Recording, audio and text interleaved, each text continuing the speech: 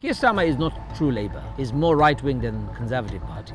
The whole party is standing on a man who is a liar, who is genocide agent, who has backstabbed his own party leadership. And for those who say, Palestine, don't jump on the bandwagon, which bandwagon are you going to jump on? Are you going to just wait for the rest of your life watching genocides happen, do nothing? I am British. I belong here. You better give me my rights. Welcome to another episode of Real Talk. In recent months, many in the UK Muslim community and beyond have said that the Labour Party's stance on Gaza has left them feeling angered or betrayed. This sentiment has been reflected in recent polls and has driven a number of candidates to stand as independents in the upcoming UK general elections. One such candidate is Ajmal Masroor, an imam and broadcaster who's running as an independent in Bethnal Green and Stepney here in London. He, like other independent candidates across the country, is making Gaza a focal point of his campaign to quote-unquote punish Labour. So with all that in mind, here's our conversation with independent candidate Ajmal Masroor. I'm going to take my glasses off because I don't need to read. Yalla. No, I appreciate you taking time. I know how busy you are. Exhaustingly busy, but go on. I'm all yours. What is this election really about? Palestine. Palestine. Yeah, it's a referendum on Palestine. It's a litmus test to see if parliamentary candidates or serving MPs, who have been MPs before, actually have any moral conscience left in their heads, whether they have any moral compass left, if they can be judged by the fact that they were on the right side of history. Did they condemn genocide or did they enable genocide? Were they against genocide or were they agents of genocide? And if they were agents of genocide, forget about trusting them with my NHS, with my education, with the crimes issues, with my streets and my neighborhoods. I won't even trust them with my cat. That's the moral issue. Do you think other candidates see it the same way, though? I hope they do. If they don't, there is something wrong. If a group of people collectively enable genocide, and if they don't see it, my God, they don't need to be in power. Tell me, should they be in power? Should they be even given the smell of power? Because such people have the propensity as well as the potential for causing disaster, more genocides on this earth. It was the Palestinians. Now, who's going to be next? I wonder. Would it be me and you, the Muslims living in Europe? Do you think it's going to snowball? Of course it's going to snowball if we don't stop it now. If we don't stand together against genocide, if we don't prosecute. You know, if I become an MP, I will even propose a private member's bill to prosecute people like Keir Starmer for enabling genocide. It needs to be done. What kind of conversations were you having before you decided to run? I guess conversations that have inspired you to run. I've been talking about Palestine ever since I've been little. It's been part and parcel of my daily trauma, pain, sufferings of my people. Some people say to me, well, you're not Palestinians, I am. I may not be Palestinian, but I am in my spirit, in my soul. Actually, I'm a human being. Wherever there is suffering, I stand with the people who are suffering. I stand with the victim and I stand against the oppressors. Always been my principle. So my conversation with myself was, can I stay silent? In fact, I even thought of, you know what, I'm going to retire from active politics. I even thought of that before October the 7th. But October the 7th and the genocide that was unleashed, it was like orgy of massacres, murders, and awful crime against the people who've been dispossessed for more than 100 years. You have to be really ruthless, heartless to be able to do that. It spurred me into action. I said, I'm going to do something about it. So I consulted the local people and I asked, what do they want me to do? And local people said, we would like you to stand. They brought a coalition together and they selected me. It's been a grueling experience, but every second of it has been my contribution to free the Palestinians from occupation and stand for the rights of human beings so that they will never experience genocide anywhere else again. That would be my contribution. Just on that note, your decision to run, I mean, it's been noted that you've entered the race quite late compared to someone like Hamid Akunji, who had actually decided to run earlier on in the year. Why did you decide when you decided to enter? Well, I could have decided straight after October the 7th or any time thereafter. But if you're going to be an independent candidate, you need to have stakeholders with you. You need to have across the board support. I didn't want to land myself on people. I didn't want to be an imposed candidate. I wanted the people of the constituency to choose their own. So they were working through a community coalition of partners in Tower Hamlets to create a platform where they could select an independent candidate. And that process was scuppered by Rishi Sunak calling for an early election. We were expecting an election in November. Yeah. But the hustings to select a candidate by the community coalition was scheduled for the first week of May. But all of that, actually the first week of June, all of that was destroyed because of this terrible timing. So it was expedited, it was done on an emergency basis, but I didn't want to be a candidate imposing myself on people. So I waited until people were ready. Community coalition decided, whatever they decided, they declared me as a candidate, so I stood. And I have from the community coalition more than 30 organizations and stakeholders in the borough supporting me. Yeah. That's the reason why Akunji and I, when we sat down, we realized actually it's important to have community support. Akunji had some young people who were supporting him, which is fantastic.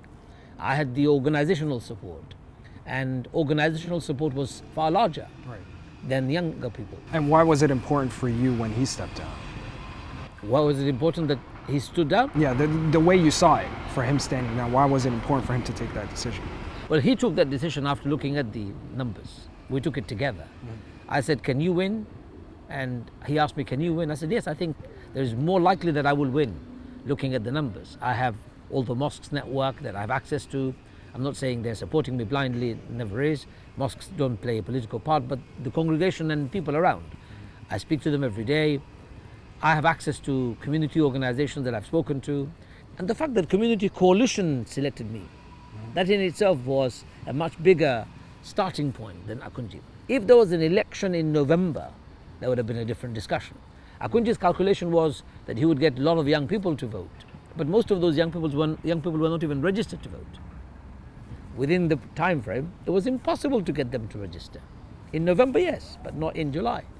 So maths didn't add up. It added up more for me. So he lent his support in my direction, which is wonderful. I'm grateful. And I think community would remember that. Not just community, the country would remember him for being so magnanimous. It's politics after all. You've got to be realistic. And that's how it happened. And your relationship with him is fine today? I want you to know that his father has been my family GP for 35 years. My family doctor. So there is history. Yeah, I've known his family for a long time. I don't know Tasnim Akunji that well. I've met him in events. But our families have interacted. Sure. Moving on to the Labour Party, I know you've touched on it a bit in this interview, but what is your biggest gripe with Labour and Keir Starmer? Keir Starmer is not true Labour. He's more right-wing than Conservative Party. His policies, he's reneged on all his promises. You agree with the term Blue Labour then? I agree with the term Labour, the movement that started with the working class people for their rights, for equality, for freedom, for fairness. I believe in the Labour Party that stands for the underdogs, the downtrodden, those discriminated. I believe in Labour Party that stands for the immigrants. I believe in the Labour Party that believes in welfare state. I don't believe in this light Tory touch Labour Party. I don't believe in Keir Starmer's lies and hypocrisies. I don't believe in Keir Starmer full stop. The guy said one thing, backstabbed Corbyn the other day, and he wants a two-state solution, but says Israel can switch off electricity, water and food, starve a nation to death. That's war crime. But they say they corrected their position a week after. But too late. You don't call for war crime as a deputy lead, as the leader of the opposition. Yeah. You don't call for war crime. And if you do, you should be ashamed of yourself. I want to know what made him say it. Was it money? Was it his desire to become the next Prime Minister? If it was, Keir Starmer, believe you me, the nation will never forgive you. We will never forget. There'll come a time when the likes of Keir Starmer will stand for trial and their crimes will be punished. Whether it is in my lifetime or not, it doesn't matter. Even if Keir Starmer is dead, I believe future generations will try him for crimes against humanity. I believe they will. Human beings have a propensity of doing justice eventually. So my suggestion is very simple. I will do my best to bring justice for the people of Palestine. I will speak in the parliament as vociferously as I can. I'll campaign for the rights of not just the Palestinians, but all people. I'll take the rights of my people and demand that they have a fair say in the parliament. I'm talking about my constituency. I'll do all that. But the most important issue of our time is that we have witnessed, I have been watching genocide unfold in my phone. I never thought that would be possible. I saw it live. And how did you see Rushnara Ali, who's the Labour candidate running against you, who's the local MP here? How did you see her react to that in Parliament? I mean, she abstained from a ceasefire vote. Rushnara Ali is also a complicit. Complicit. Yeah, complicit to the war crimes, complicit to the genocide. By staying silent, silence is approval. If you see an evil, if you can't speak the truth, if you can't stand up to the truth, if you can't speak the truth, can't stand up to the truth, then you are siding the evil. That's what happens. And that's what happened with Rushnara. Too bothered by her potential career, she wants to be a minister in the future government. So she didn't want to sacrifice it. I tell you something, David Lammy, her colleague in the parliament from the Labour Party, I met him straight after the 7th of October event. And you know what he said to me? Do you think, Ajmal, I'm going to sacrifice my potential career to become the best foreign minister of our country, to be the best diplomat of the world? For the Palestinians, I'm not going to do it. Lammy told you this. He told me this on my face. And there were many witnesses to it in the mosque when he came to speak to us. We were livid. This is David Lammy, another career politician, double-faced, hypocritical, spineless, gutless. I used to like that man. I don't have any respect for people like David Lammy or Rushnara Ali, who put their lives and their career before the lives of 40,000 Palestinians who've been massacred. But she's been voted time and again. I mean, do you think that she's taken the community for granted? Yes. You do? Because if you put a monkey in this constituency with a Labour badge, it will win. That was the case until now, until the massacre and the genocide of the Palestinians. I'll tell you, I've been knocking on doors. I'm yet to come across one person who told me convincingly, I'm going to vote for Rushnara. I'm yet to come across one. Maybe they're lying to me. Maybe they're too afraid to speak to me. Maybe they know my position. They see me on television. That's one factor I'm very happy with. When I knock on doors, people say, we know you. Recognize me. Recognize. Of course, I'm recognized. So they either know how to speak openly or they lie. If they're telling me the truth, I hope they do, and I believe they do. I'm yet to find one person who convincingly told me that he or she is going to vote for Rushnara.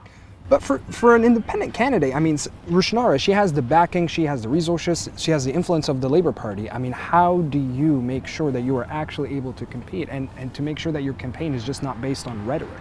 Well, it's not based on rhetoric. It is the real campaign. I'm here. I've been here every day. And my campaign is not based on rhetoric because people know my track record. 35 years of public service.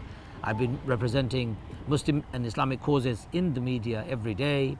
I've been defending the cases of all of our communities across the board. So there is a track record, but bigger than that, our people are fed up of people taking them for granted. There is a generation shift, younger generation between the ages of 40 and 50, and now the majority, no longer 60 and 70-year-old. Majority are the younger group. They're not interested in being told, yes sir, no sir, can I carry a bag sir? Well, that's not the politics they do. They want to be treated equally. Look, I'm British. I belong here. This is my country. I happen to be a Muslim. That's my faith. I want an equal stake around the table. I don't want you to tell me now you don't belong here because you're not Christian or you're not white. I'm not interested in that conversation anymore. And people of my constituency have woken up to the reality of that particular demand. I am British. I belong here. You better give me my rights. You better accept me and I'll take my right. You don't need to give it to me because you're no longer my colonial master. That narrative is now true. So therefore my campaign is not based on rhetoric. My campaign is based on reality, sentiment of people, their desire to change and see a change. I tell you, I sense it. Whether I win or lose, that's not the point. The point here has been a seismic shift in politics in this borough. One day you shall see a very different Tower Hamlets than what you see today. And that, I can smell it in the air. I can see it every day. This is the third time you're running, right? You Correct. ran in 2010 with the Liberal Democrats. Correct. You came in second place. You ran in 2017 as an independent, third place. Third time's the charm. Why is the third time different than the last two? First time I was driven by my principle to stand and do something for my community. I think that was a good thing to do, and I became second, and I'm grateful to the community. Second time, I realized it was a mistake. I shouldn't have stood. Really? Yeah. Why do you say that? Because as an independent? As an independent. Not because of independent. I was standing against Jeremy Corbyn. Jeremy Corbyn was a factor, a huge factor in Tower Hamlets. Rushnara doubled her votes from 23,000 to 45,000. Not because of Rushnara, it was because of Jeremy Corbyn. People were going and voting Jeremy Corbyn. They were telling me in the polling booth. I told my wife, I said, we've lost it. On the day of election, I said, we've lost it. She goes, why do you say that? I said, younger people of age group of that I've never seen before going to vote for Jeremy Corbyn.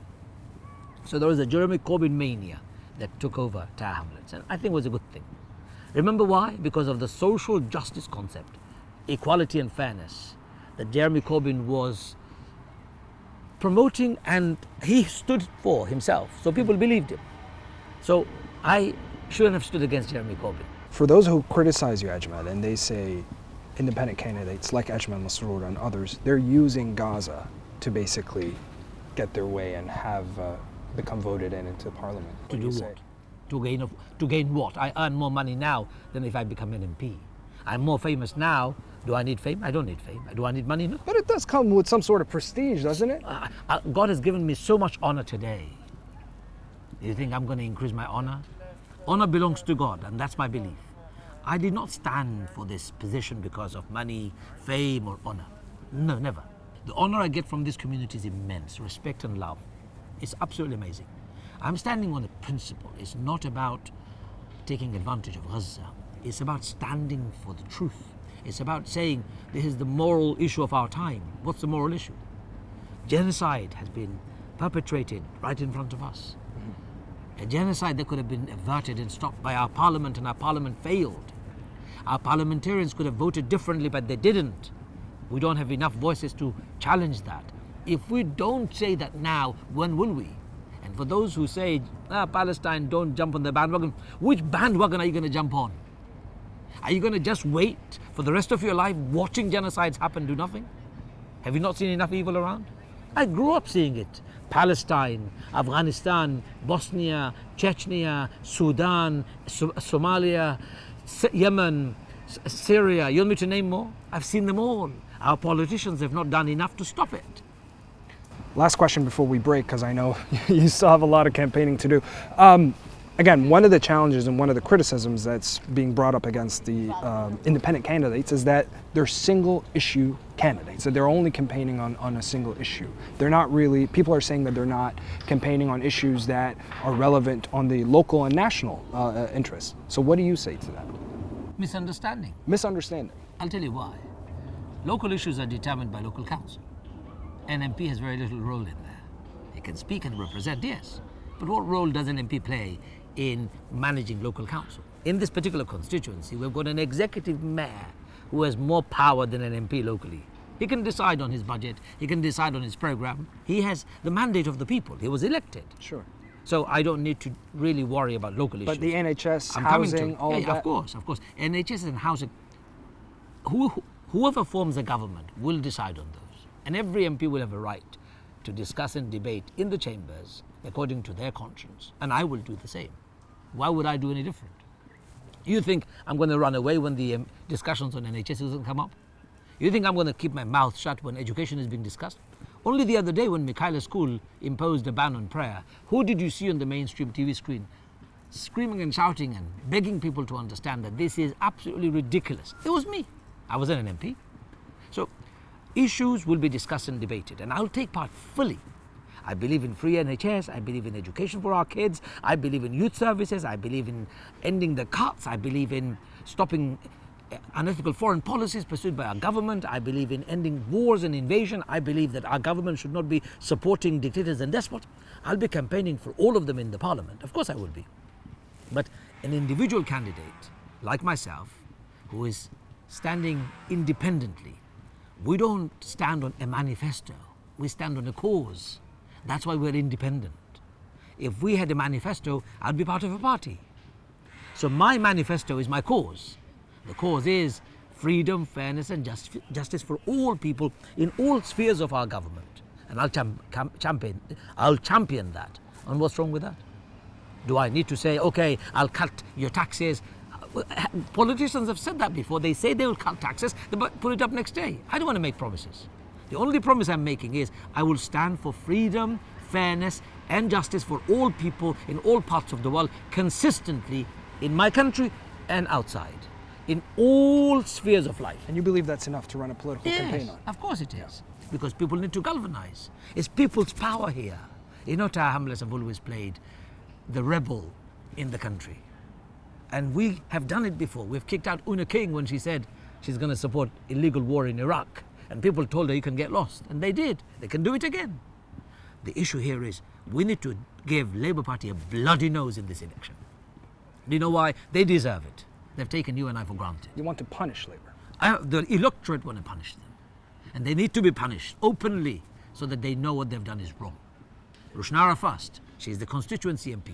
Rishi Sunak is conservative. Do I care about conservatives? I do, but I don't think I can do much about them because they're ideologically, in their philosophy, that way inclined. Not much I can do. Labour Party, for God's sake, you came to power because of the votes of this constituents, people like my constituents, you know, working daily, earning daily, living an easy life, but they trusted Labour Party. That Labour Party has betrayed them to the core, and that can't continue. Just on this specific note, I know I said last question, but this will be my last question. I recently interviewed a Labour candidate in Manchester, Muslim Labour candidate, Afzal Khan. I know him well. Yeah. His argument is that Muslims shouldn't burn bridges, that they should focus on fixing the party from the inside. My problem with Afzal Khan is standing on the wrong bridge at the moment. He needs to understand. A bridge can't stand if the pillars are wrong. If his fundamental pillar is Kiyastama, I'm sorry, Afzal Khan, you've got that wrong. I know him too well. I respect the gentleman, he's done a lot of work for the community. But if you have a leader who supports genocide, if I was Afzal Khan, I would have resigned by now. And I put it to all the Labour Party members. I'm not suggesting we abandon Labour Party. I'm suggesting we take a decisive action. We unite together. And yet we have some politicians who are so weak in their knees, who are so spineless. The whole party is standing or resting on a man who is a liar, who is genocide agent, who has backstabbed his own party leadership, reneged on all promises. You trust him. I'm sorry, I don't trust him, and I don't trust your judgment either. We're going to continue campaigning. Thank you for taking the time. No problem. Thank you very much. Let's go. Let's go.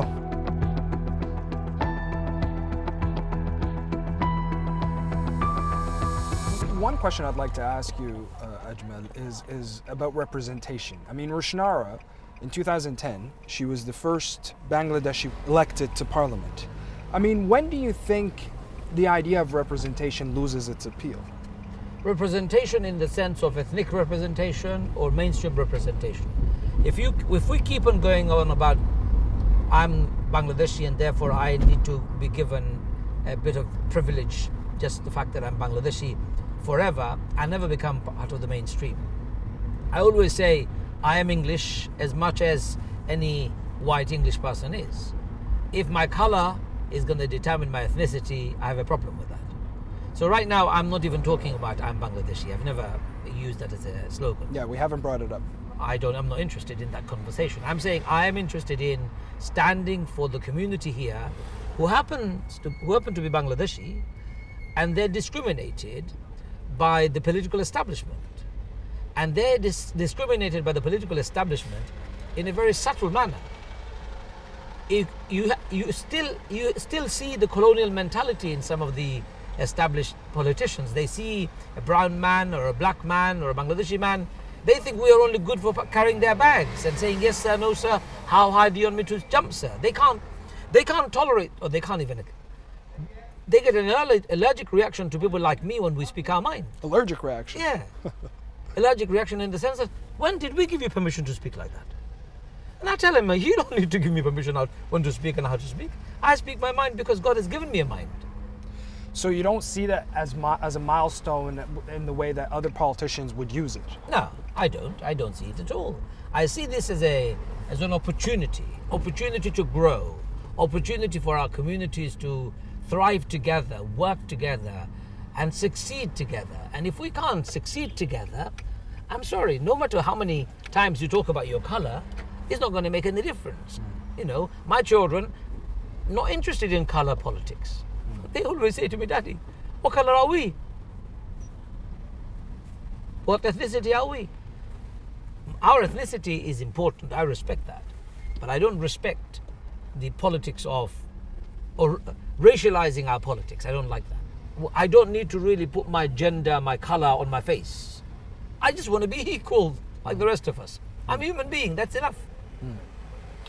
There's 11 candidates, including yourself, running in Bethnal Green and Stepney. Isn't that great? That's a big number, isn't it? But it's good. But how do you ensure that the vote isn't split? It's called Because democracy in action. first past the post is, you know, it's really hard to win in such a system. Now that you have 11 candidates as well. Yeah. Oh, look, there are raving loony party candidates. There are, I don't know, people who follow Star Wars. What's his name? I can't remember. You get all sorts of people standing. You just have to pay £500 and fill up a form, and you can be a candidate. You lose your deposit if you don't get enough votes, but they don't care. You're making Hamoudi behind the camera laugh here. So if you want to have anybody, that's the point, isn't it? It's comical, some of these candidates. I'm not taking them seriously, and I don't think we should. Our issue here is very simple. Who can win this particular seat, more likely to win this particular seat? It's going to be a two-horse race. Between myself and Rushnara Ali. Anybody else? Okay, they can have a great wishful thinking about the potential for them to win, but I'm afraid potential for them to win is one, but the reality of winning is something very different. Have you interacted with Rushnara at all this campaign? I've seen her in events, and she looks very uncomfortable seeing me.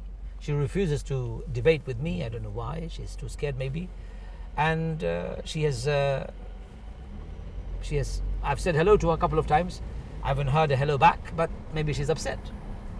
But I'm not. Well, I mean, I'm not in politics to be upset or not upset. I'm here to stand for a principle, and the principle here is that there is a genocide that's been perpetrated in our name, right in front of our own eyes. And if we can't stand up and say no, when will we? How will we?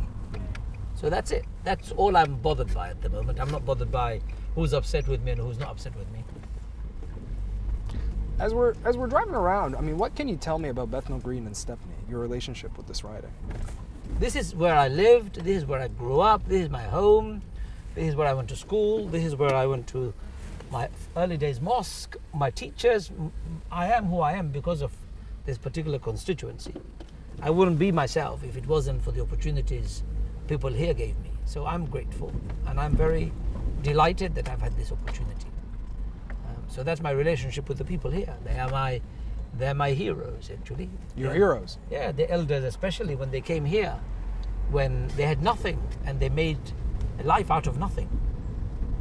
You know, my father came from a very poor background. My grandmother told me that days would pass when we didn't have enough food to feed her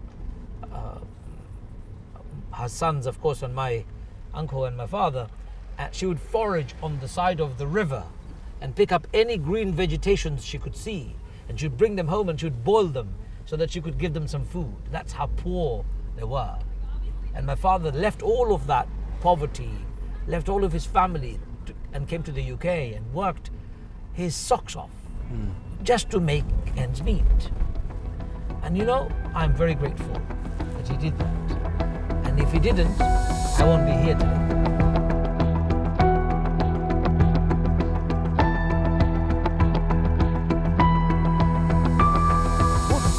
Lived here, went to school here, my parents are here, and all my job, everything is here. I have not gone away from the community. Of course, I'll give you the bigger leaflet. Here's my bigger one. Everything. I'm not suggesting that I'm going to be able to offer you a manifesto.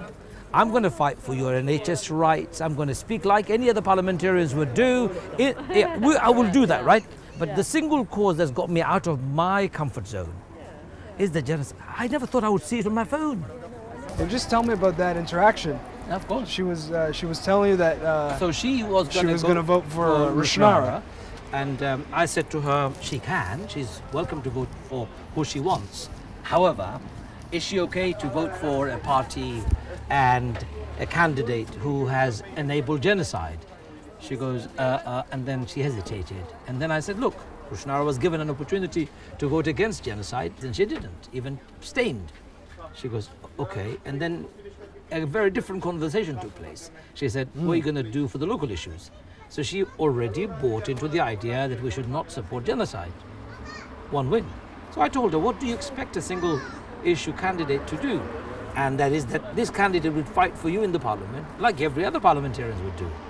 But what's the biggest moral issue of our time is this. She goes, I agree with you. And she took a leaflet. Yeah, she took a leaflet. And initially she wasn't, she was walking away. Are you having more and more of these conversations? Exactly the same. With people who are traditional Labour voters? Completely. And white English, and black, and Asian, and Bangladeshis, Pakistanis, Muslims, all I'm having this kind of conversation. Number of people who have turned around after having a 2-minute conversation with me saying, you know what, you've won our heart, we'll vote for you. I never expected it. So I'm seeing a turnaround. I don't know how much this will translate into an election, victory, but I'm hopeful and I can sell it. I can smell it. You can smell it. Who are we voting for? Who's going to win? For me. You're the independent. I'm in the independent. Rushawar Ushanara. My name is Ajmal Masroor, that's me. I see, and I'm saying sorry. don't vote for her. Because she, Yes. sadly, observed the genocide Uh-huh. and said nothing.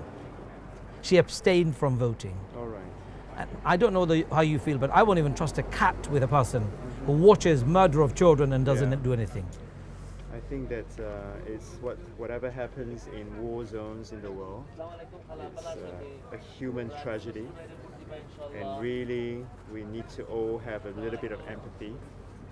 If we are in a position to voice our opinion, let's not think about politics, but let's think about it from the heart. The compassion. So, Yeah, I'm so with you. That's I the only wish you reason. all the best. Thank you, my friend. All right. Take care. Okay. Bye-bye. From your perspective, though, what's different about this election for British Muslims, the mobilization that we've been seeing on the ground? The generational change. There is a shift. Muslims are now thinking before they're voting. They know how to exercise, flex their muscles. They suddenly realize, actually, we have power. You think they can flex their muscles? Of course. They've done it in Rochdale. They showed it to you. They showed it here by electing George Galloway a long time ago. George Galloway, the same person, right? There is a tradition of our community that likes seeing change. Vote for me, whatever happens. Oh, thank you. Thank you very much. He's already voted for me. It's already voted? Yeah, postal vote. Postal vote. Oh, okay. With the Labour Party expected to win such a majority, right? I think the question here is, how can you make sure that the Muslim vote isn't taken for granted? Because let's say 4 or 5 independent candidates go in, the Labour will still have a majority. Yeah, of course. So how No, but can you how is imagine- Labour taught a lesson, basically, is what I'm trying to say. Imagine the optics. Yeah. Labour Party lost its biggest majority in the country because of its stance on Gaza. Just imagine the optics. Can you imagine what the national news is? This seat is its biggest majority, second biggest in the country.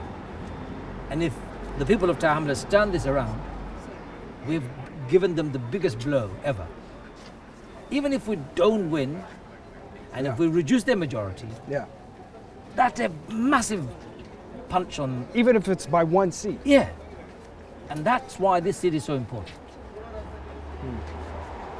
I mean, what do you think this phase is ushering in? In future elections, even.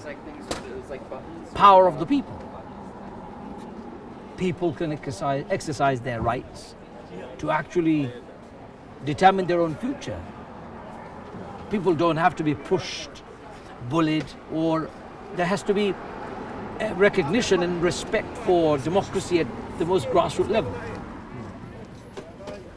Appreciate you coming on. No problem. Take Oh, care. thank you, Ajmal. I'm going to just hang on here. You do what you do. You Take do what care. you do. Thank you so much. No problem. Appreciate it.